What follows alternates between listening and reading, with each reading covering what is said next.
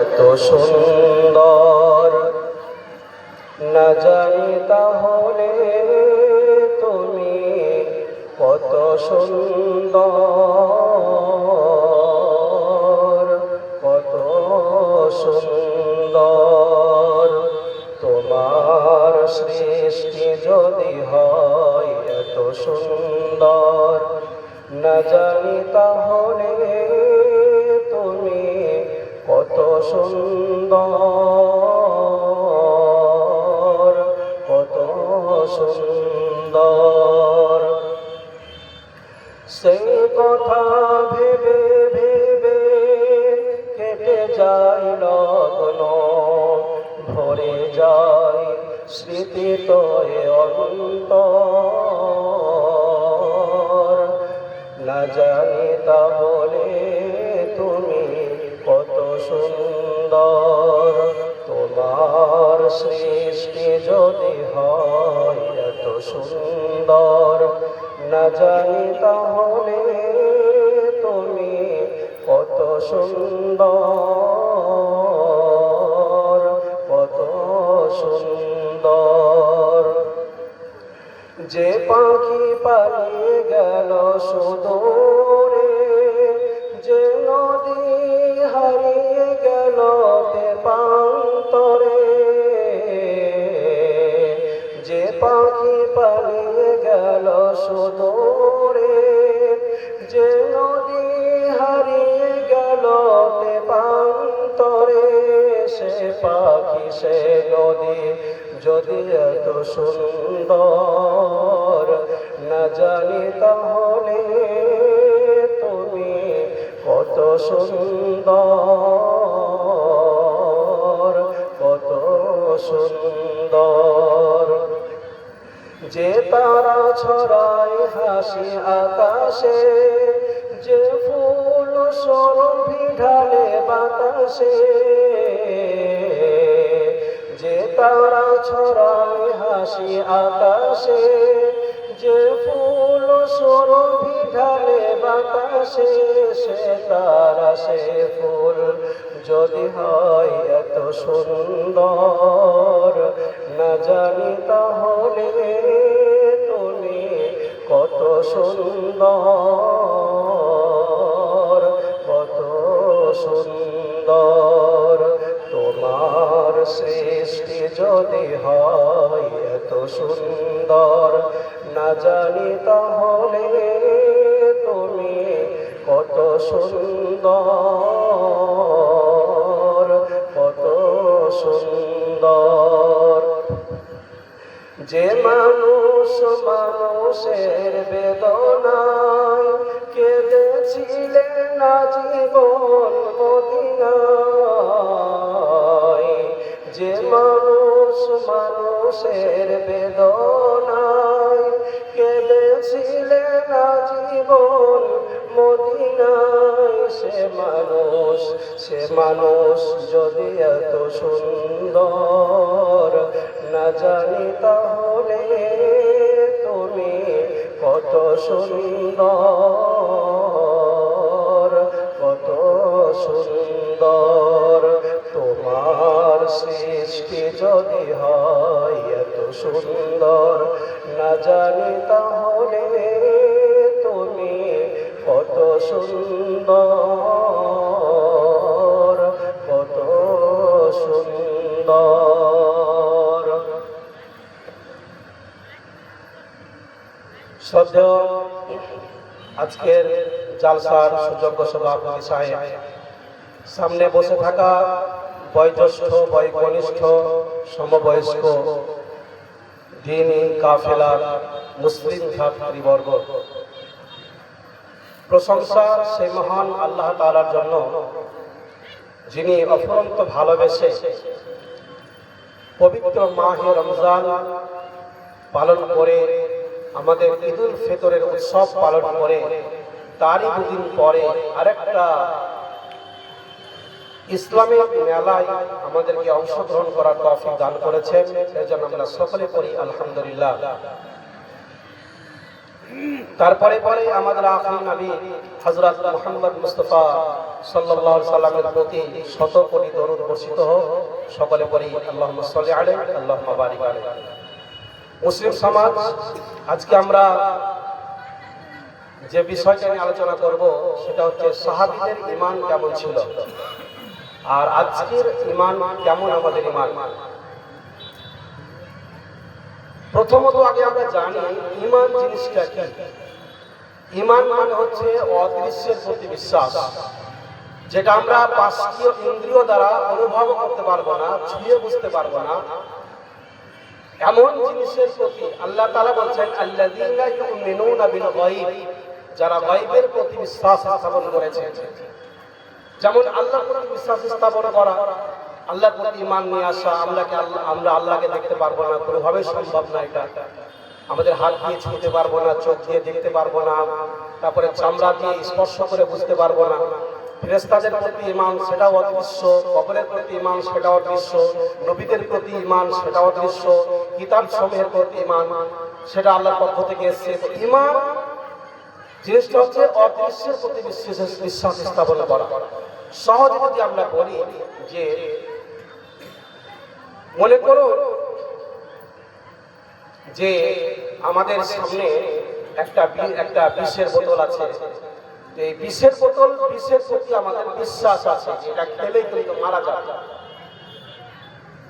যে বস্তুটা বা যে শক্তিটা আমাদেরকে মেরে ফেলবে সেটা কিন্তু আমরা দেখতে পাই না, কিন্তু আমরা জানি এতটুকু এটা খেলে আমরা মারা যাবো। এই জন্য বিষের ধারে কাছে আমরা যাই না, ওইখান থেকে বেঁচে থাকি। তো আমাদের ঈমান হয়ে গেছে দোদুল্যমান, ভাসমান, ওই বন্যাতে ভাসমান খড়কুটার মতো। আমাদের ঈমান কোনো শক্তিশালী মজবুত ঈমান। যেমন দেখেন, একজন হাদিস বিশারদ বলেছে, এক কুইন্টাল দুধকে যদি একটা পুকুরে ঢেলে দেওয়া হয় তাহলে ওই এক কুইন্টাল দুধটা জলের সাথে মিশে যাবে। আবার এই এক কুইন্টাল দুধকে যদি আমরা মাখন তৈরি করে নিই, এক কুইন্টালও বাদ দিয়ে আমরা 1 কিলো দুধকে যদি মাখন তৈরি করে নিই আর এই মাখনটাকে আমরা সমুদ্রের স্রোতের মধ্যে ফেলে দিই, তবুও সমুদ্রের পানি এটাকে মিক্স করতে পারবে না। তো ঠিক এইরকম আমাদের ঈমানটা যদি মাখনের মতো শক্তপোক্ত হয়ে যায় তাহলে পৃথিবীর কোন বাতিল শক্তির কাছে এই ঈমান মাথা ঝুঁকাবে না। আমরা আরো দেখি আমাদের মা বোনেরা চুলায় রান্না করে, তো চুলার ভিতরের যে মাটিটা এটাও আগুনে পুড়ে। আবার আমরা যে ইট দিয়ে বাড়ি তৈরি করি এই ইটটাও আগুনে পুড়ে, এটাও আগুনে পুড়ে লাল হয়ে যায়। মা বোনেরা যে চুলাতে রান্না করে চুলার ভিতরের যে মাটিটা এটাও আগুনে লাল হয়ে যায়। আমরা দেখি যে ইট ভাটার যে ইটটা, ছোট্ট একটা ইটের টুকরা, এটাও কিন্তু কাজে লেগে যায়। কিন্তু ওই চুলার ভিতরের যে লাল মাটিটা এটা কিন্তু কাজে আসে না। এর কারণ কি? এর কারণ হচ্ছে চুলার মাটিটা যে আগুনে পুড়েছে, এর আগুন সময় সময় জ্বলতো। এখন 1 ঘন্টা চলে গেল, আবার 3 ঘন্টা নীরব, আর আগুন জ্বলে না। আবার 1 ঘন্টা চললো, আবার 3 ঘন্টা বন্ধ। এইভাবে সে মাঝে মাঝে জ্বলেছে, মাঝে মাঝে চুপ থেকেছে। আর ইট ভাটার আগুন জ্বালিয়ে দেওয়ার পরে যতদিন না নেমেছে কন্টিনিউ একই রকম সে আগুন জ্বলেছে। যে একই রকম তাপ দিয়েছে বলে এই পুরা ইটটা আমাদের সার্বক্ষণিক সব সময় কাজে লেগে যায়। আর ওইটা মাঝে মাঝে আগুন লেগেছে বলে ওটা অমূল্য থেকে গেছে। আজকের ঈমানটা হয়ে গেছে আমাদের, মাঝে মাঝে আমরা জুমাতে আসি, কখনো কখনো ঈদে দেখা যায়। ফলে এই ঈমানটা আমাদের শক্তপোক্ত হয়নি। যদি ঈমানটা শক্তপোক্ত হতো তাহলে পৃথিবীর কোন শক্তির সামনে এই মাথা নত হতো না। বাতিলের সামনে আমরা এক কাপ চায়ে ঈমান বিক্রি করে দিতাম না। একজন সাহাবী, আমি যেহেতু বলেছি সাহাবীদের ঈমান কেমন ছিল, সাহাবীদের কয়েকজন সাহাবীদের ঘটনা আপনাদের সামনে বলবো।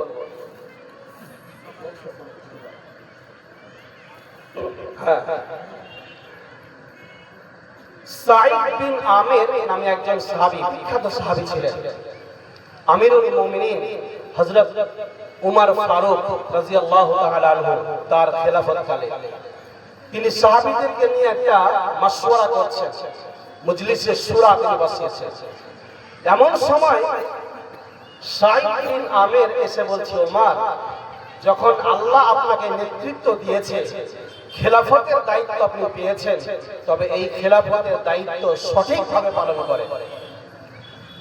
আচ্ছা, আপনারা বলেন, যদি প্রধানমন্ত্রী আমাদের গ্রামে আসে, কোন একটা সাধারণ মানুষ, সে কোনো পদের না, কোনো মন্ত্রী না, কোনো এমএলএ না, এমপি না, তারপরে কোনো প্রধান না, কোনো সাধারণ মেম্বার না, এমনি একটা আম পাবলিক সাধারণ মানুষ, সে এসে বলছে, প্রধানমন্ত্রী সাহেব, আপনি যে দায়িত্ব পেয়েছেন সঠিকভাবে তার দায়িত্ব পালন করবেন, নাহলে কিন্তু খবর আছে।